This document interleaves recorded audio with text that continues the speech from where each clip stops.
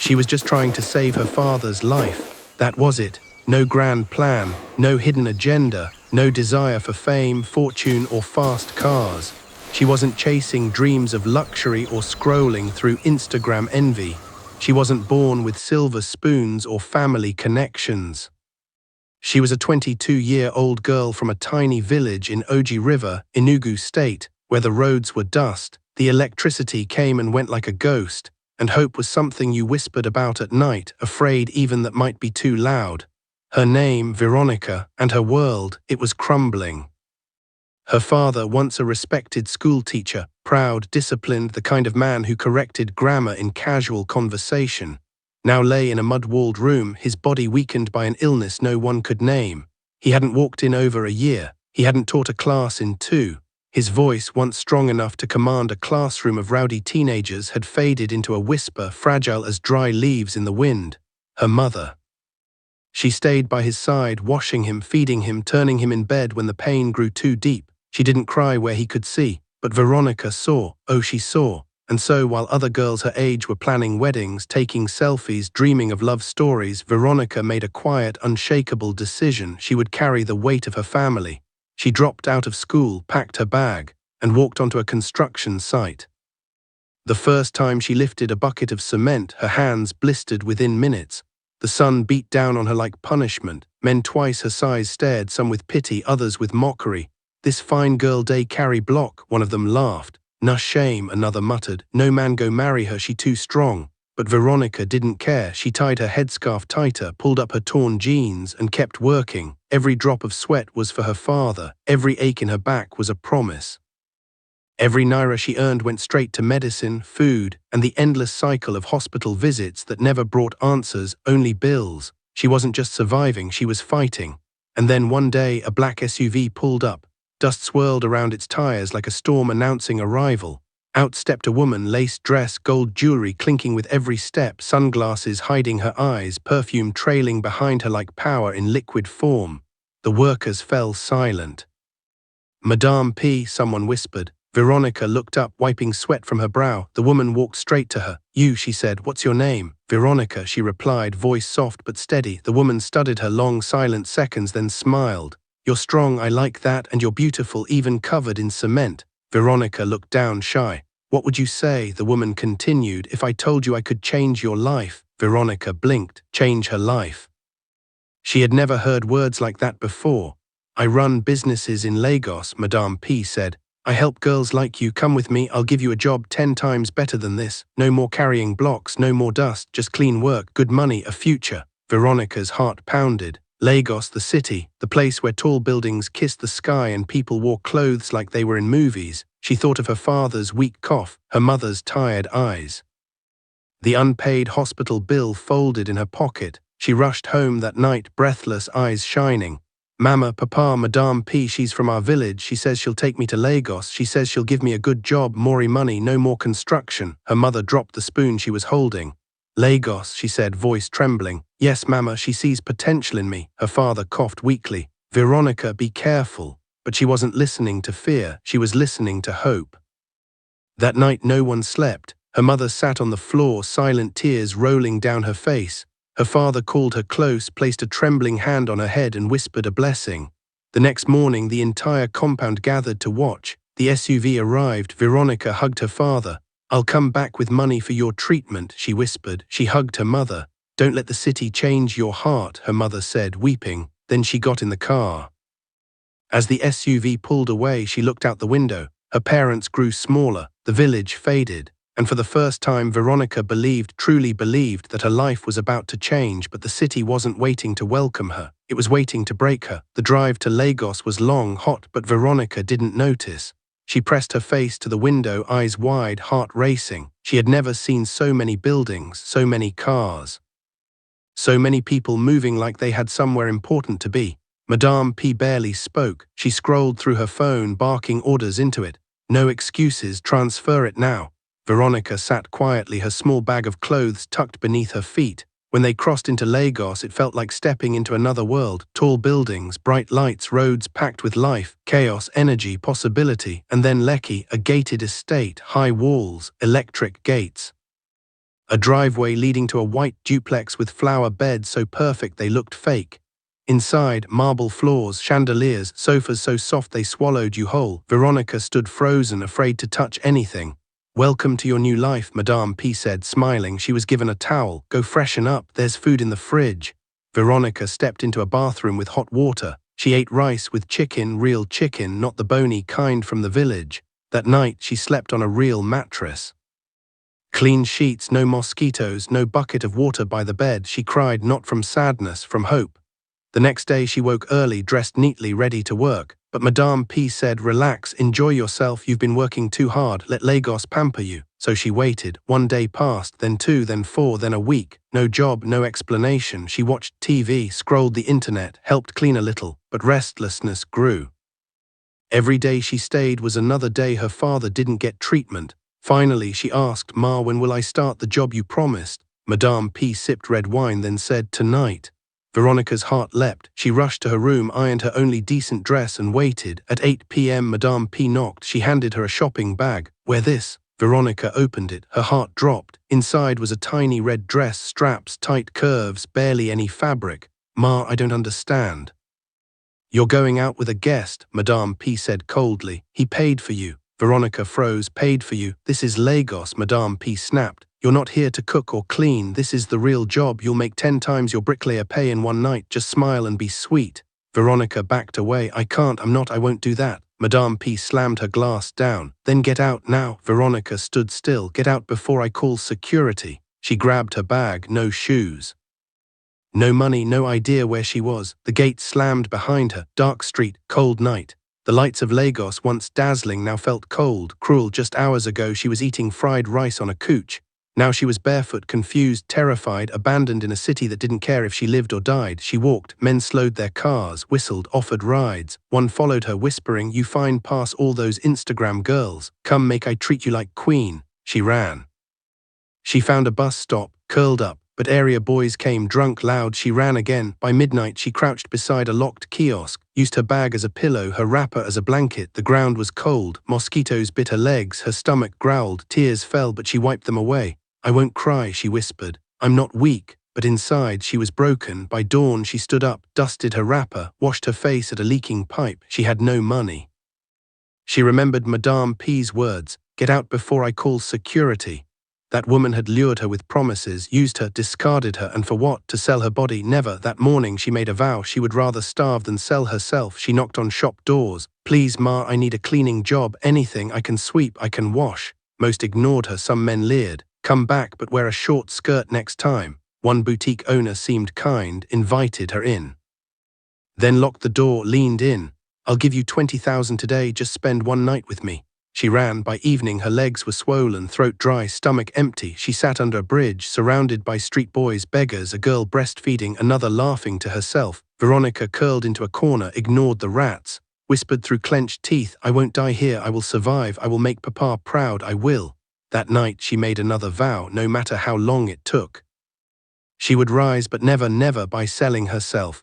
4 days passed, sleeping under the bridge. Hope was gone. It was a luxury she couldn't afford. Her body grew thinner, cheeks hollow, skin dry from sun and wind, but her spirit still unbroken. One morning she joined a group of street hawkers near a kiosk. They carried buckets of pure water, small plastic sachets filled with chilled water. A girl named Chinwe eyed her. "You want to sell or you want to beg?"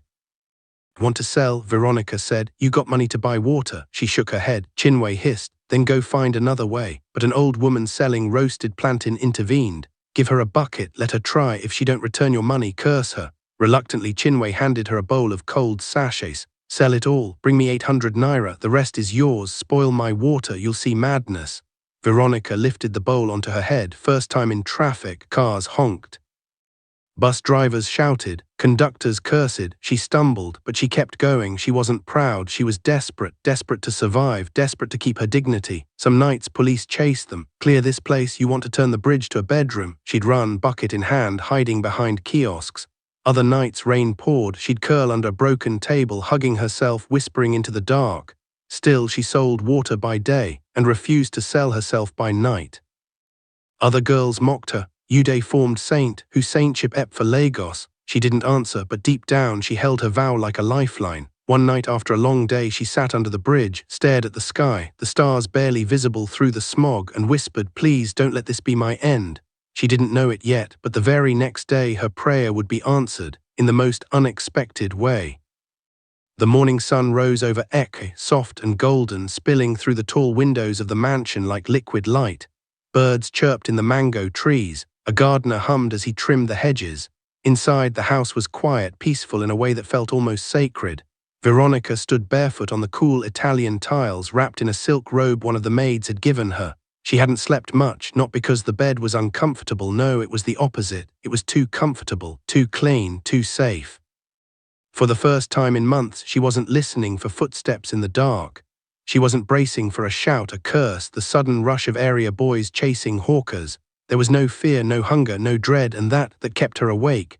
She walked slowly to the window, parted the white curtains, and looked out. The garden stretched wide, green, lush, alive. A fountain trickled in the distance. The air smelled like rain and roses. She pressed her palm against the glass. Is this real?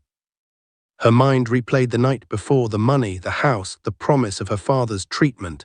Chief Mardu's words echoed in her head. "You saved my life when you had no reason to." And yet she hadn't done it for a reward. She hadn't done it for fame. She hadn't even done it for him. She'd done it because she couldn't live with herself if she hadn't.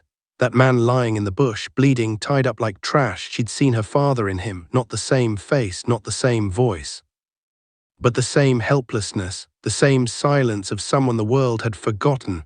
And in that moment, something inside her refused to look away, so she didn't. And now she was standing in a mansion. A millionaire had called her family. He had given her a home, a future. And still, she felt like she didn't deserve it, not because she wasn't worthy, but because so many others, girls like Chinwe, like the girl breastfeeding under the bridge, like the old woman who gave her a chance, they hadn't been found, they hadn't been seen. Why her? Why was she the one who got saved? She turned from the window and sat on the edge of the bed, her fingers trembling. Then she whispered, soft but firm, "I won't forget where I came from." It wasn't a prayer, it was a promise, and that promise would shape everything that came next. By mid-morning, Isaac arrived. He knocked gently on the door, then stepped in with a folder in hand. "Good morning, Veronica," he said, smiling. "Chief Mardu asked me to go over a few things with you." She nodded, still in her robe, hair tied in a loose bun. Isaac sat across from her, opened the folder, and pulled out 3 documents. First, the house, a 3-bedroom bungalow in Enugu, fully titled in her name. Blueprints, deed, location. It wasn't just a house, it was a home. With a kitchen her mother could cook in, a bedroom for her father with space for a medical bed, a small garden in the back.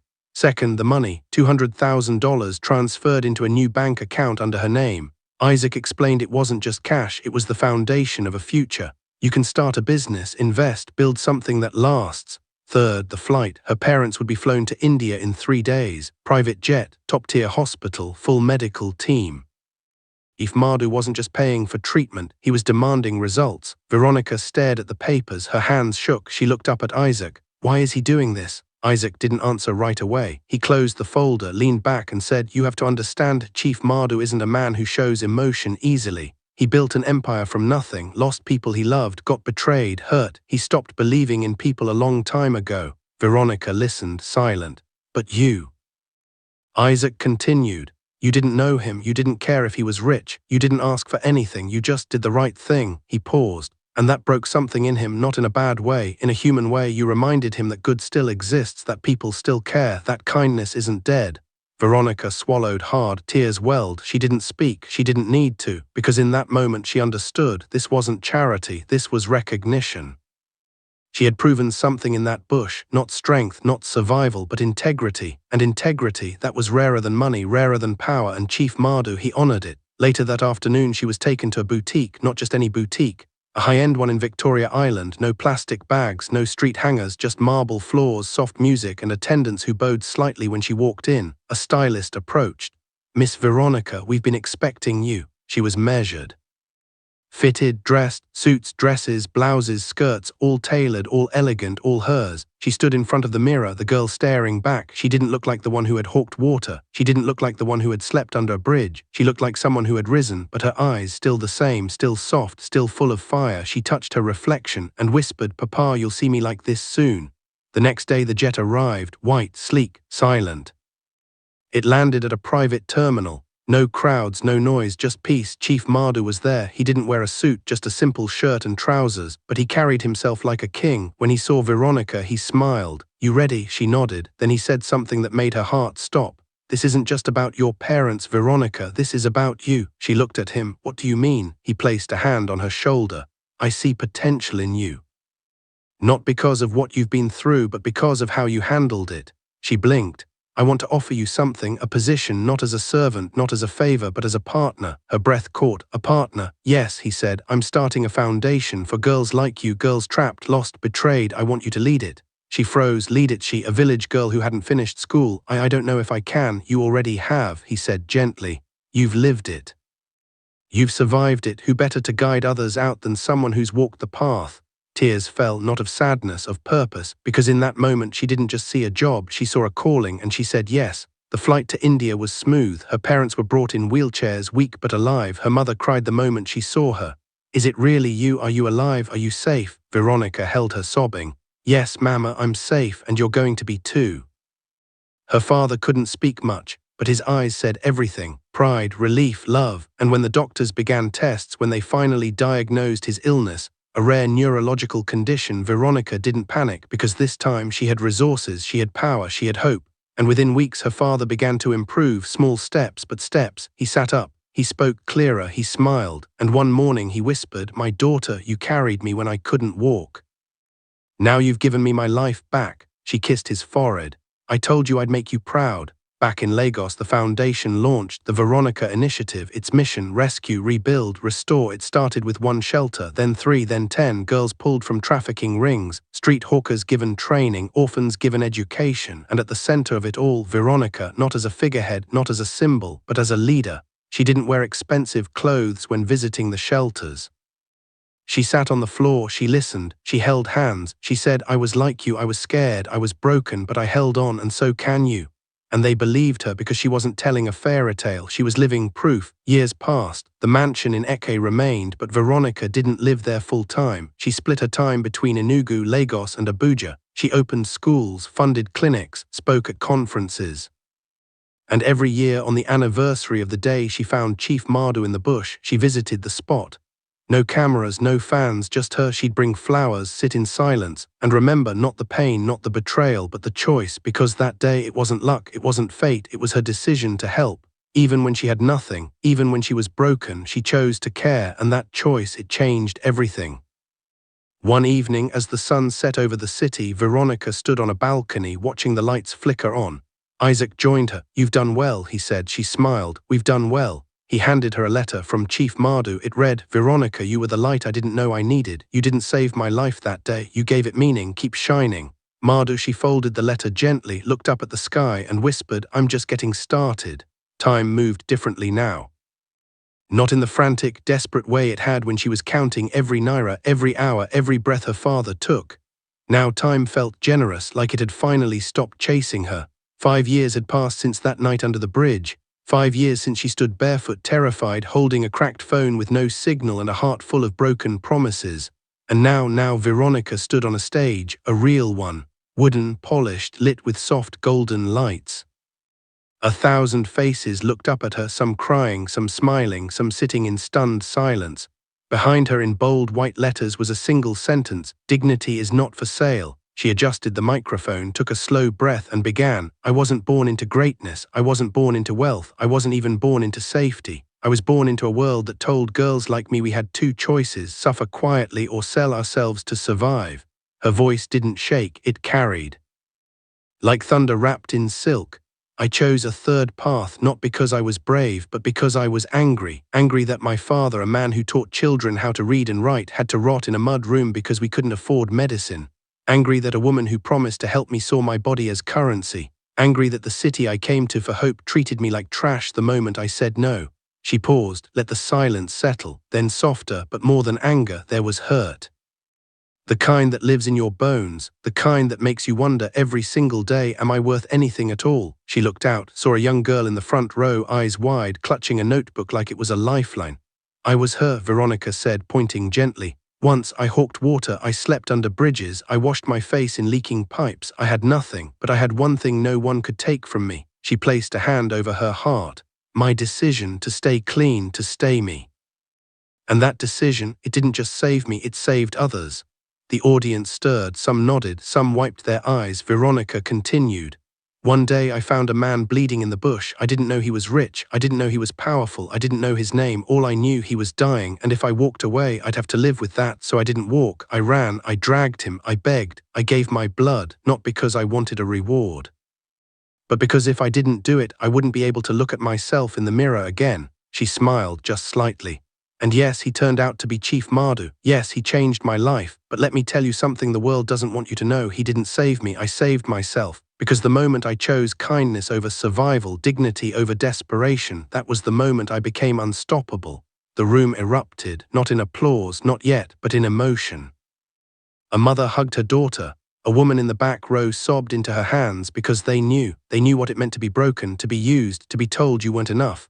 And Veronica, she wasn't just speaking, she was healing. After the event, a young girl approached. She couldn't have been older than 16. Her hair was tangled, her dress was too big, her eyes were tired. She stood frozen 3 feet from Veronica, clutching a crumpled flyer of the foundation. Veronica saw her.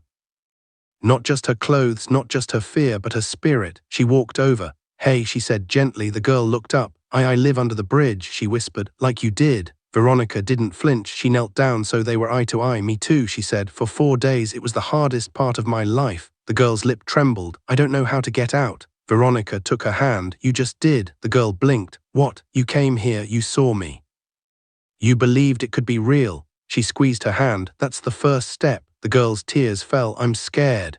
I was too, Veronica said, but fear doesn't mean you should stop. It just means you're about to do something brave. She stood, still holding her hand. Come with me. And she led her into the building, not as a victim, not as a case file, but as a sister. That night, Veronica sat on the balcony of her home in Enugu, not the mansion in Iko.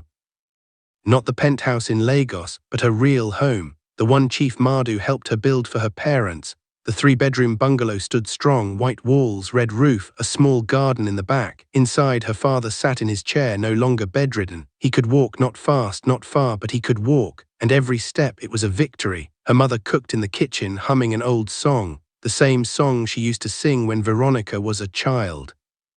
Same song that carried her through the darkest nights. Veronica sipped her tea, looked up at the stars. No smog here, no city lights, just sky, endless, quiet, beautiful. Her phone buzzed. A message from Chief Mardu. They found her. Veronica's breath caught. Madame P. After 5 years, she had been arrested. Caught running a trafficking ring in Port Harcourt, using the same lies, the same promises, the same black SUV. Veronica read the message again, and then she didn't smile. She didn't cry, she just exhaled, not in triumph, in relief, because justice wasn't about revenge, it was about protection. It meant another girl wouldn't have to crawl out of a bush with a dying man in her arms just to survive. It meant another father wouldn't have to watch his daughter disappear into the city, never knowing if she was alive. It meant the cycle was breaking. She typed back, thank you, but the real victory is every girl we bring home. She put the phone down, closed her eyes, and whispered into the night, I made it, Papa, I made it. The next morning she visited the shelter, not to speak, not to inspire, but to listen. She sat on the floor, cross-legged, surrounded by girls. Some had been rescued from brothels, some from fake job scams, some from homes where love was a lie. She didn't lecture, she didn't preach, she just said, I was you, I was scared, I was tired, I wanted to give up, but I held on, and so can you. One girl raised her hand. What if no one helps us? Veronica didn't hesitate. Then we help each other, we become the light we waited for, and when one of us rises, we pull the next one up, and the next, and the next. She looked around. One day this room will be empty because every girl who walks in here will walk out free. The girls didn't clap, they rose together like a wave, like a promise. Months later, the foundation opened its first school, Veronica Academy. No fees, no uniforms. Just books, teachers, hope. On opening day, she stood at the gate. Watch girls in clean dresses run into classrooms, laughing, shouting, dreaming. A reporter approached. Ms. Veronica, what does this mean to you? She smiled. It means the girl under the bridge finally built a roof for others. The reporter paused. People call you a hero. She shook her head. No, I'm just a girl who refused to break. And that's the truth I want every woman to know. You don't need money. You don't need connections, you don't need permission. You just need to decide right here, right now that you will not be destroyed. And once you make that decision, the world has to make room for you. Years passed, the foundation grew not just in Nigeria but across Africa. Shelters in Accra, schools in Nairobi, clinics in Kigali, and at the center of it all, Veronica, not as a celebrity, not as a billionaire, but as a mother, a sister, a guide. One evening, she received a letter.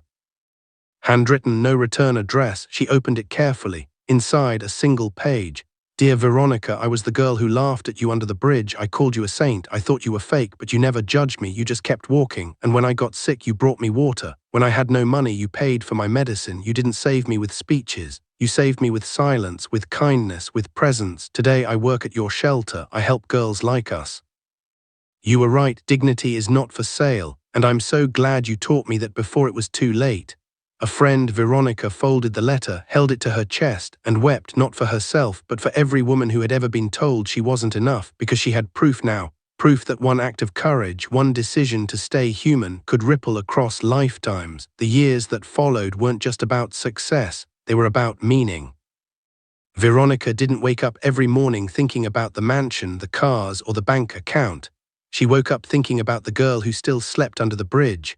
The one no one saw, the one who had been lied to, used and thrown away just like she once had. And so, while the world saw a rising star, a woman who had gone from poverty to power in the blink of an eye, Veronica saw something else entirely, a mission, not one born from pity, not from guilt, but from memory. The memory of cold ground beneath her back, of hunger gnawing at her stomach, of men's eyes crawling over her like she was meat, of the silence when she begged for help and no one answered. She remembered it all, and because she remembered, she refused to forget. The Veronica Initiative grew not just in size but in soul. It wasn't a charity, it was a rescue, a rebellion, a quiet war against the systems that told young girls their only worth was in their bodies. The first shelter opened in Lagos, then another in Port Harcourt, then one in Kano, each one painted in soft blue and white, the colors of calm, of safety, of home. Inside, no judgment, no shame, no rules that strip dignity, just food, clothes, medical care, and most importantly, time. Time to heal, time to breathe, time to remember who they were before the world tried to erase them. Veronica visited every single one, not in a limousine, not with a crowd of guards, but in a simple car, often alone, walking through the halls barefoot, sitting on the floor, listening. She didn't speak first, she waited. And when a girl finally looked up, eyes full of fear, voice barely a whisper, Veronica would say, "I was you." And in that moment, something shifted. Because this wasn't a celebrity dropping by for a photo. This wasn't a politician checking a box. This was a sister, a survivor. A woman who had walked the same dark path and come out the other side, not unscathed, but unbroken. One evening in a shelter in Benin City, a young girl named Ada sat in the corner, arms wrapped around her knees. She hadn't spoken in 3 days, not since she was pulled from a brothel where she had been held for 8 months. She was 16, she had been promised a job as a housemaid. Instead, she was locked in a room, beaten, drugged, forced. And when she tried to run, they burned her feet with an iron. Now she flinched at every sound. She refused to eat. She refused to look at anyone. The staff had tried everything, counseling, medicine, music. Nothing worked. So when Veronica arrived, they hesitated. "She's not ready," one counselor said. "She might not even respond." Veronica didn't answer. She walked in, sat down a few feet away and stayed silent for 10 minutes, 15. Then softly she began to speak, not to Ada, but to the air. "I was 17 when I first realized the world didn't care about girls like me." Ada didn't move, but her eyes flickered. Veronica continued. "I was walking home from the market when a man in a car offered me a ride. I said no. He grabbed my wrist. I screamed. Someone came. He ran, but I didn't tell my parents. I was ashamed, like it was my fault." Still, Ada didn't look, but her breathing changed, slower, deeper. "I got older," Veronica said. "And I learned the world has many kinds of cages. Some have bars, some have promises, some have lies wrapped in lace and gold jewelry." Ada's fingers twitched. Veronica leaned forward just slightly. "I was thrown out in the middle of the night. No shoes, no money, no idea how to survive. I thought about giving up every single day." She paused, then gently, "But I didn't. Because somewhere inside me a small voice kept saying, 'You are not trash,' and one day I started to believe it." Silence, then movement. Ada turned her head slowly, her eyes met Veronica's, and for the first time in months she spoke. "Did you really save a billionaire?" Veronica smiled. "I saved a man who was bleeding in the bush. I didn't know who he was, I just knew he was dying." Ada whispered, "Could someone like that ever save me?" Veronica didn't hesitate. "Yes, but not because they're rich, because you are worth saving." Tears fell, not just from Ada, from the counselor watching, from the other girls in the room, Because in that moment they all heard it, the truth. You don't need fame, you don't need wealth, you don't need to be rescued by a billionaire. You just need to believe deep in your bones that you deserve to be saved, and once you believe that, the world has no choice but to listen. The foundation didn't stop at shelters, it went further. Education, not just reading and writing, but empowerment, courses in digital skills, tailoring, cosmetology, business management, and for the girls who wanted more, scholarships, full rides to universities, to tech boot camps, to entrepreneurship programs. One girl, Kioma, once sold sachet water on the streets of Agege, was now running her own e-commerce store selling handmade bags made by survivors. Another, Nkeche, who had been trafficked to Lebanon and escaped, was now studying law, with one goal: to put traffickers behind bars. Veronica funded her tuition, but more than that. She sat with her, she mentored her, she told her, you're not just fighting for yourself, you're fighting for every girl who never got a voice. And Nkeche would reply, then I'll make sure my voice is loud enough for all of us. But not every story had a happy ending, and Veronica didn't pretend they did. There were nights she sat alone in her study reading reports, girls who ran back to their traffickers not because they wanted to, but because the streets felt safer than the silence of healing. Girls who relapsed, girls who disappeared, girls who died, and on those nights, she wept, not in secret, not in shame, but in grief, because she knew better than anyone that survival wasn't a straight line, it was a spiral, up, down, around, and sometimes you had to fall just to learn how to rise again. So she didn't give up, she didn't turn away, she just kept building more shelters, more schools, more hope. And she kept speaking, at conferences, in villages, on radio shows, not to glorify her story but to give it away. People call me lucky, she'd say, but luck didn't drag a dying man out of the bush. Choice did. She'd pause, let it sink in, then say, you don't need a miracle to change your life, you just need to make the right decision at the right time, and sometimes the right decision is simply this: don't break. One rainy afternoon she received a visitor, an older woman. Dressed in simple clothes, her hair grey, her hands rough, she stood at the gate of the Enugu shelter, refusing to enter until she spoke to Veronica. When she finally did, she said 2 words, I'm sorry. Veronica stared, then she recognized her, Mama Chinwe, the woman who had given her the first bucket of water, the one who had said, if you spoil my water you'll see madness. Now she stood trembling. My daughter, she said. She was taken 2 months ago. A woman came. Said she'd give her a job in Abuja. I thought it was real. I thought I was helping her. Veronica didn't speak, she just listened. She was sold, Mama Chinwe whispered. Into a brothel. We found her last week. She's alive, but she's not the same. Tears fell. I didn't know, she said. I didn't know what was happening out there, not until I saw your story on TV, not until I heard you say I was like your daughter.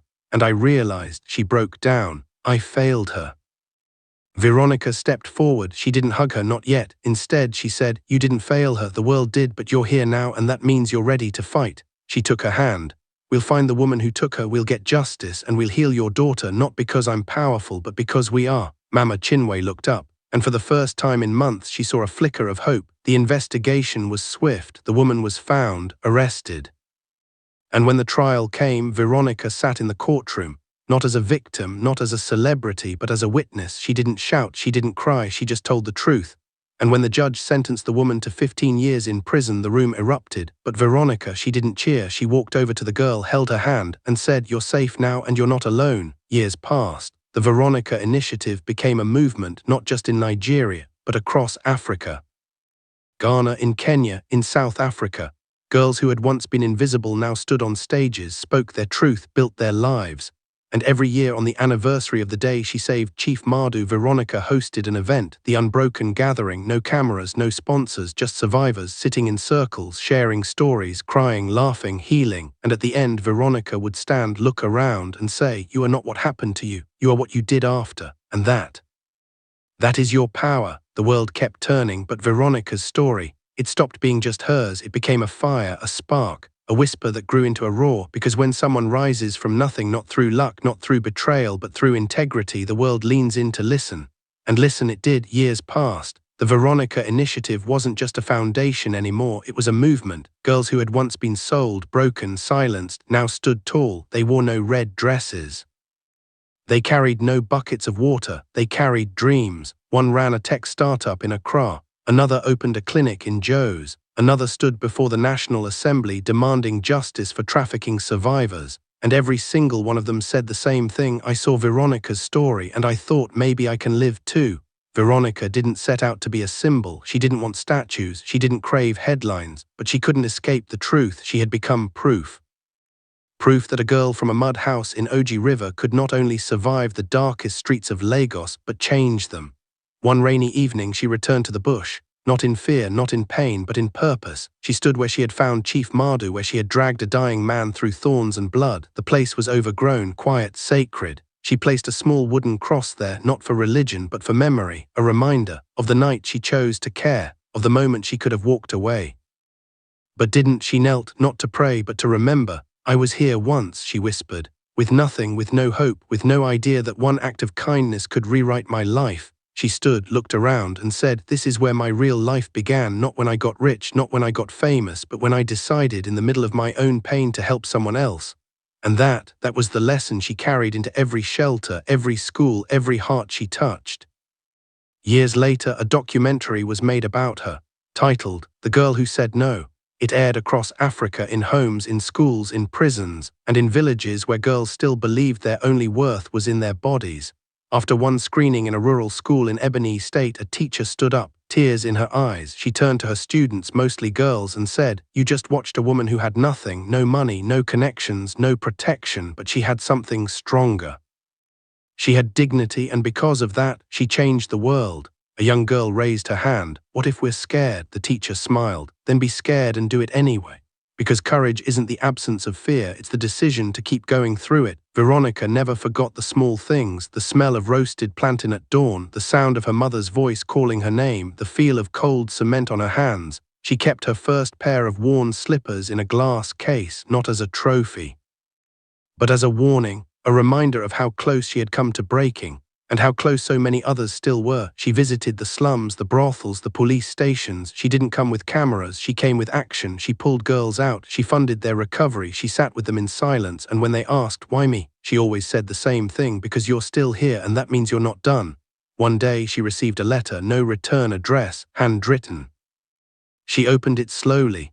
Dear Veronica, I was the man in the taxi that day. The one who almost drove away. I saw you barefoot, dirty, holding a bucket, standing in the middle of the road, begging for help.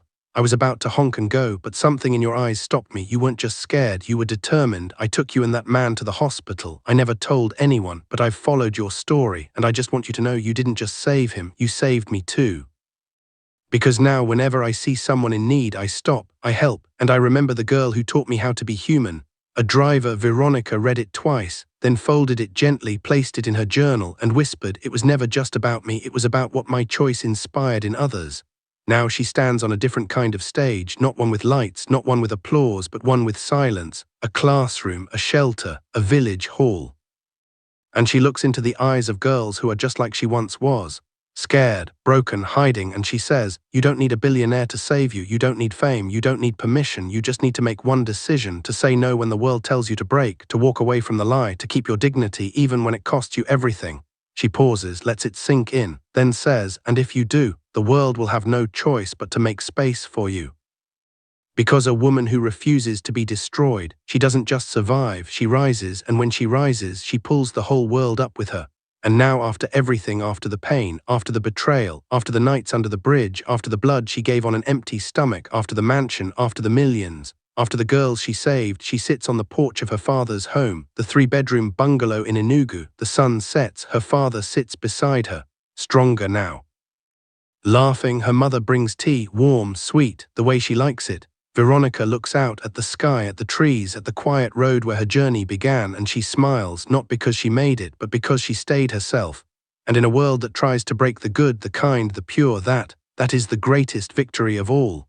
So here's the question I need you to ask yourself before you even think about clicking away. What would your life look like if you made just one decision to stop surviving and start rising? Not tomorrow, not when things get easier, now, because Veronica didn't wait for rescue, she became it. And so can you. If this story moved you, if it reminded you that your pain has purpose, that your dignity is priceless, that your story isn't over, then do 3 things right now. 1. Hit that like button, not for me. For every girl who's still under the bridge, hoping someone will see her. 2. Subscribe and turn on the bell, because next week we're telling another story of a boy who escaped a child soldier camp and became a peace ambassador.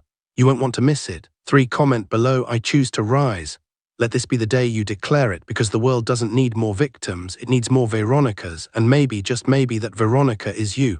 Until next time, stay strong, stay kind, and never forget, you are not what happened to you. You are what you do after, and that is your power.